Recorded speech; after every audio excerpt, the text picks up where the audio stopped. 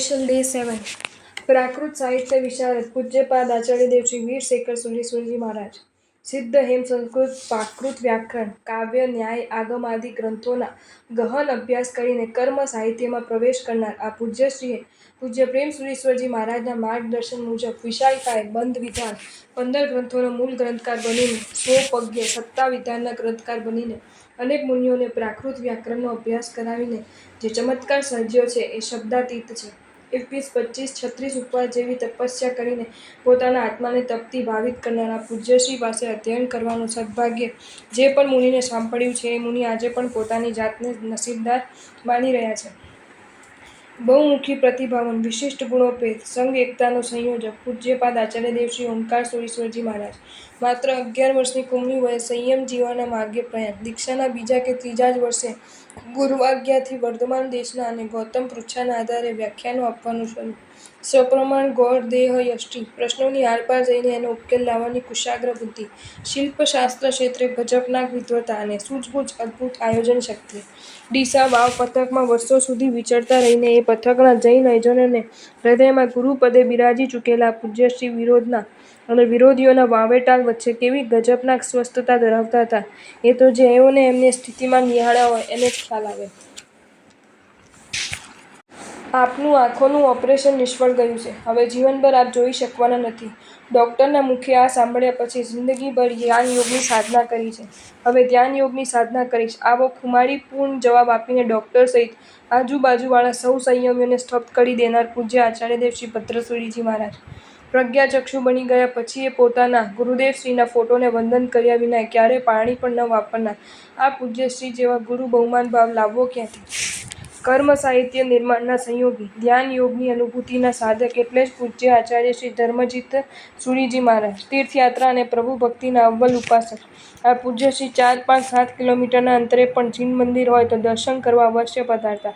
Heart attack આવ્યા બાદ પણ હજારો કિલોમીટરનો પગપાળા વિહાર કરીને આ પૂજ્યશ્રીએ 68, 87, 88, 89 આ 4 ઓળી પણ કરી. ધ્યાન યોગે અને અધ્યાત્મ ક્ષેત્રના ખૂબ આગળ વધી ચૂકેલા પૂજ્યશ્રીએ કર્મ સાહિત્યના સર્જનમાં આપેલ યોગદાન અવિસ્મરણીય છે.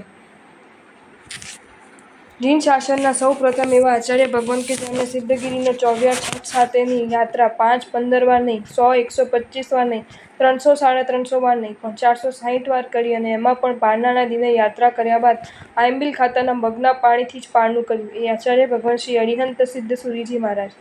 સંયમ જીવનના પ્રથમ દિનથી ગચ્છાપધિપતિ પદે પહોંચ્યા ત્યાં સુધી રોજ 2000 ગાથાનો ઉચ્ચારણપૂર્વક પાઠ કર્યા બાદ જ પચકાણ પાડનારા પૂજ્યશ્રી એક દિવસ મુઠ્ઠસી પચકાણ પાડવું ભૂલી જતા બીજે દિવસે 24 ઉપવાસ કરી બેઠા.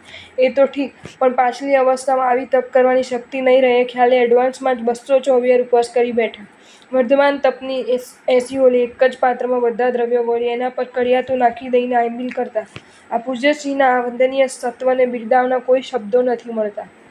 સંયમ જીવનના સ્વીકારના કેટલાક વર્ષો પછી આયંબિલ તપ ન થઈ શકવા બદલે વ્યથા અનુભવતા અને આંસુ વહાવતા તથા આયંબિલના તપસ્વીના દર્શન થતાં હાથ જોડી દેતા અને મસ્તક નમાવી દેતા. પૂજ્ય પુરુષ એટલે જ પૂજ્ય આચાર્ય શ્રી ભદ્રંકર સુરીજી મહારાજ આંસુ અનુમોદના અને અહોભાવની આ મંગલ ત્રિપુટી એમના આયંબિલ તપનો એવો અંતરાય તોડ્યો કે 10 વર્ષ બાદ આયંબિલ શરૂ કરી અને સલંગ 514 આયંબિલ કર્યા બાદ જ પારણું કર્યું અને આગળ જતા વર્ધમાન તપની 100 ઓળી પણ પૂર્ણ કરી. પાલિતાણા શબ્દ કાને પડતા જેમ શત્રુંજય સ્મૃતિપથ પર આવી જાય અને જૂનાગઢ શબ્દ કાને પડતા જેમ ગિરનાર સ્મૃતિપથ પર આવી જાય તેમ મૈત્રી ભાવ શબ્દ કાને પડતા જે ધન્ય નામ સ્મૃતિપથ પર આવી જાય એ નામ એટલે જ પૂજ્યપાદ કન્યા શ્રી ભદ્રંકર વિજયજી મહારાજ. એમના દર્શન કરો, એમના વચનો સાંભળો, એમના અનુયાયી બનો. મૈત્રી ભાવ તમારામાં સંક્રાંત થયો જ સમજો. એઓશ્રીનું સાનિધ્ય, એઓશ્રીનો સંપર્ક અને સહવાસ, એઓશ્રી પ્રત્યે સમર્પણ ભાવ જેણે પણ ધબકતો રાખી એ સૌના હૈયા ગાંઠમુક્ત બની ગયા. સલંગ પંચ પ્રસ્થાનની આરાધના કરી ચૂકેલા નીડર અને પ્રભાવક વ્યાખ્યાનકાર પૂજ્ય આચાર્ય દેવશ્રી મેરુપ્રભ સુરીજી મહારાજ વૃદ્ધાવસ્થામાં પણ ભીતને અડી બેઠા વિના સતત પ્રસન્ન ચિત્તે સ્વાધ્યાયમાં રમમાણ આ સુરીવરને નિહાળવા એક સદભાગ્ય હતું. વ્યાકરણ, કાવ્ય અને સાહિત્ય, આગમિક સિદ્ધાંત અને પ્રકારાણદિના અભ્યાસમાં અગ્રેસર આ પૂજ્યશ્રીના પરિચયમાં આવનાર કલ્પી ન શકે કે આ પૂજ્યશ્રીને જન્મ અજૈન હતો અને વેદાદિ ગ્રંથોમાં પારંગત હતા.